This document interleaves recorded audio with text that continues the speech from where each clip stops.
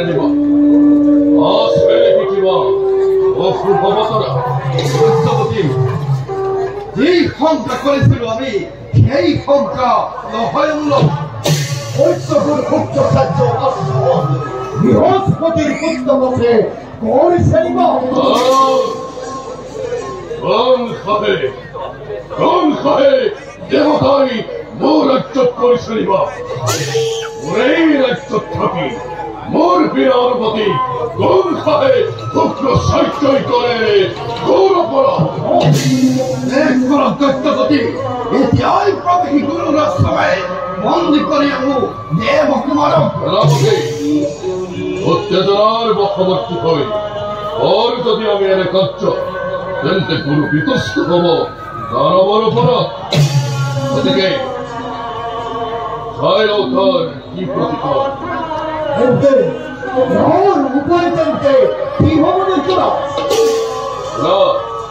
গুরুর ঐক্যতে দশক ফল ধরে করিবার নিরীক্ষণ মনে মোর ভয় খন্দে রক্তবিত্ত শিখিবার ভাবে উগ্র সাহিত্যর খ্রিস্টত্ব পথে পরিষে গ্রহণ যদি কে হয় না থাকিব জগতে অস্তিত্ব দাবল এটি হয় যদি সেই বৃক্ষ বৃক্ষ অকর্ণের মূল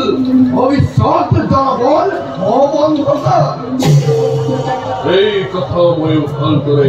বলিস অনুভব সরে পরে কিংবা ফলে চোখ নির্মূল করিবই লাগিব কিন্তু ধীরে ধীরে গুরুর মনোচ্চতে নকই খন্তি তার প্রতি তোমার হওয়া ক্ষমতা বলাবীরগণ নিষ্কর্ত করবি অবপ্রখর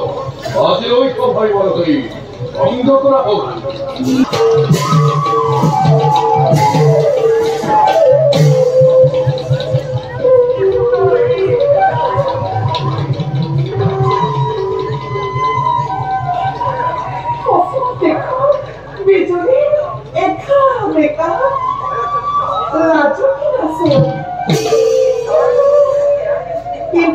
দেখো হাতুরঙের আন্ধার অপূর্ব অভাব দয়রে বাজছে মদনার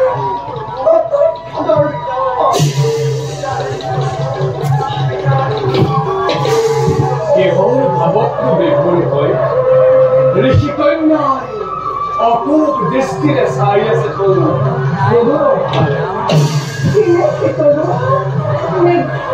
মাঝে রাম ঠাকুর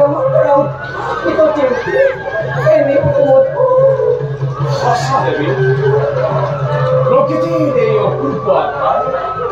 দক্ষ দেখে করে জন্মল কিন্তু কিন্তু গৌরকন্যার রূপ যে উঠি তা তো ঠিক উদ্ভাবিত হয়ে ধরা দিছে মূল শত্রু সেটা সময়ের উপর অধিকারী বলে ভাবো বালু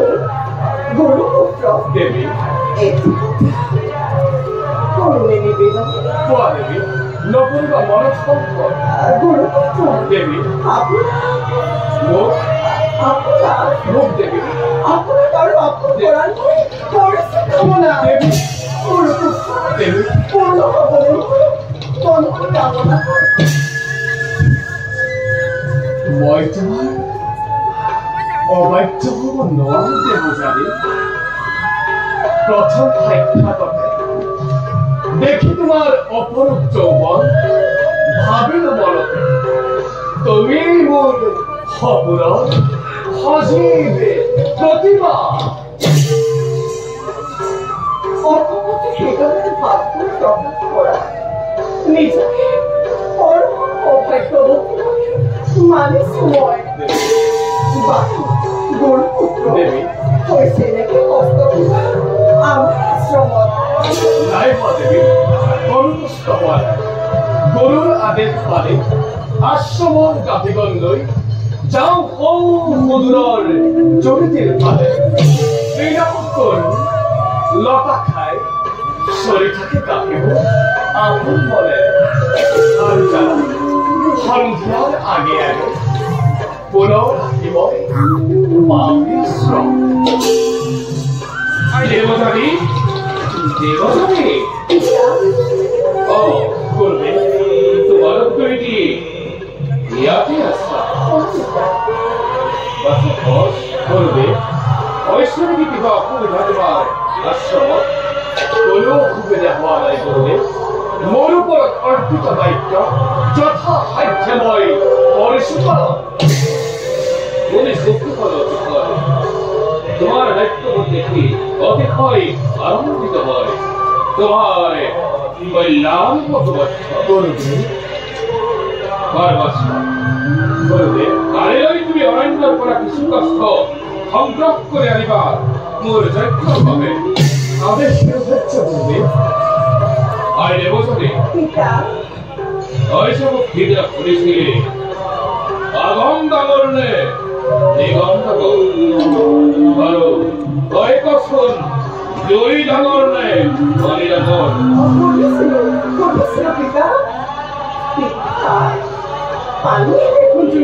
আকৌ তুমি দেখোন পানী শুকুৱাই একো ভাঙি পাতি ক'বলৈ নাই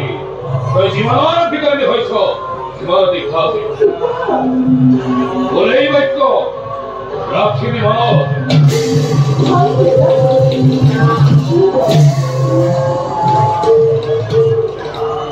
মই হলে দুৰ্দেৱৰ কথাৰ অৰ্থ একো বুজিব নোৱাৰো আমাৰ দুয়োৰে আত্মীয়তাতে দুয়োৰে সহজভাৱে ল'ব পৰা নাই নেকি মই পিতাৰ সেইদৰে ভবা নাই বাৰু মোৰ পুত্ৰ আপুনি বাৰু কি বুলি ভাবে মই ভাবো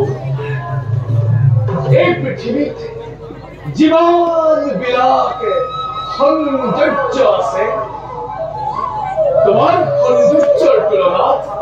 সকলোবোৰ ম্লান পৰি যাব তুমি সৌন্দৰ্যৰ একুৰা জ্বলন্ত অগ্নি আৰু আপুনি মই সেই জ্বলন্ত অগ্নি জাল যাবলৈ লোৱা এটি পতংগ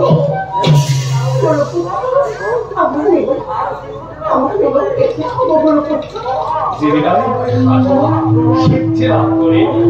সেইদিনাই গৰুৰ আশীষ শিৰেলো দুয়ো আমি স্বৰ্গলোক গমন কৰিম